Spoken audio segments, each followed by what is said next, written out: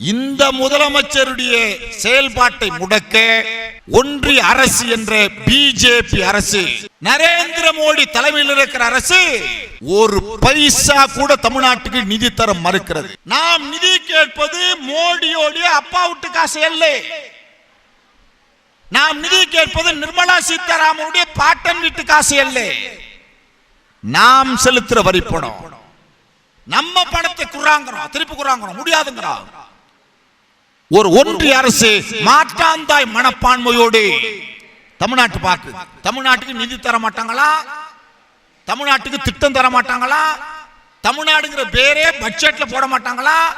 ஆனா தமிழ்நாட்டில் மட்டும் ஓட்டு கேட்பாங்களா? பிஜேபிங்கிற கட்சி அந்த நாட்டில் முதல்ல அனுமதிக்கலாமா? ஏன் தெரியுமா?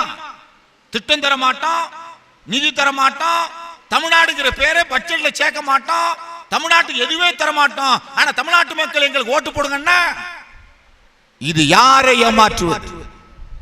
யோசிச்சு பாருங்க. இப்படி ஒரு அரசு இருக்குமா? இருக்கலாமா? இப்ப மோடி பிரதமர் இருக்காரு பாருங்க, இவர் ஒன்றும் மக்களால் தேர்ந்தெடுக்கப்பட்ட பிரதமர் அல்ல.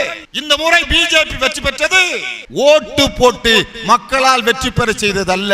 மோடி எப்படி வெற்றி பெற்றார்? நீ பத்திரிகையில் படிக்கலாமே, செய்தியில கேட்கலாமே. நாடாளுமன்ற தேர்தல் முடிந்து ரிசல்ட் அறிவிக்கிற போது காலையில 8 மணிக்கு செய்தி, வாரணாசி தொகுதியில் மோடி பின்தங்கி உள்ளார். 9 மணிக்கு மோடி பின்தங்கி உள்ளார். 10 மணிக்கு மோடி பின்தங்கி உள்ளார். 11 மணிக்கு மோடி பின்தங்கி உள்ளார். 11 மணிக்கு பிறகுதான் மோடி முன்னேறார். அது வழியே பின்தங்கினார். எப்படி தெரியுமா? இன்னைக்கு மோடிக்கு ஓட்டு போட்டு ஒருத்தன் மாட்டிருக்கான். எங்க வாரணாசியில மோடிக்கு ஒருத்தன் ஓட்டு போடுறான். அவன் பேரு ராஜ் கமல் தாஸ். ராஜ் கமல் தாஸ் ஒருத்தன் மோடிக்கு ஓட்டு போடுறான். அவனுக்கு வயசு எத்தனை தெரியுமா? 55. மோடிக்கு ஓட்டு போட்டு ராஜ் கமல் தாஸுக்கு வயசு 55. ராஜ் கமல் தாஸோட மூத்த பையனும் மோடிக்கு ஓட்டு போடுறான். அவருக்கு வயசு எவ்வளவு தெரியுமா?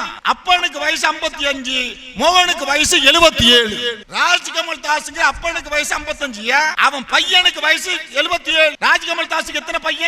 25 பையன் ஓட்டு போட்டிருக்கான். ஒரே வீட்டு அட்ரஸ்ல அப்பங்கிற பேர்ல 25 பேர் ஓட்டு போட்டிருக்கான். இன்னைக்கு ராகுல் காந்தி மோடியுடைய கண்ணில விரல் விட்டு ஆட்டி கொண்டிருக்கிறார். அதனாலதான் வெளிப்படையா சொல்றார், துணிச்சலோட சொல்றார். என்ன தெரியுமா? இன்னைக்கு நமக்கு கிடைத்திருக்கிற ஒரு நம்பிக்கை இந்திய அரசியலில் கிடைத்திருப்பவர் ராகுல் காந்தி. அதனாலதான் ராகுல் காந்தி சொல்றார், நான் செத்தாலும் சரி, ராகுல் காந்தி நான் செத்தாலும் சரி ஆர்எஸ்எஸ் அமைப்பை இந்தியாவில் ஒழிக்காமல் சாக மாட்டேன் சொல்லுகிற துணிச்சல் எப்படி வந்தது? இந்த அமைப்பு யாருக்காக தொடங்கப்பட்டது? பிஜேபி இங்க பேசுறாங்க பாருங்க, இந்துக்களுக்குரிய கட்சிமா. பிஜேபி என்பது இந்துக்களுக்குரிய கட்சி அல்ல, இந்துக்களுக்கு எதிரான கட்சி. நான் ஆதாரத்தோட சொல்றேன்.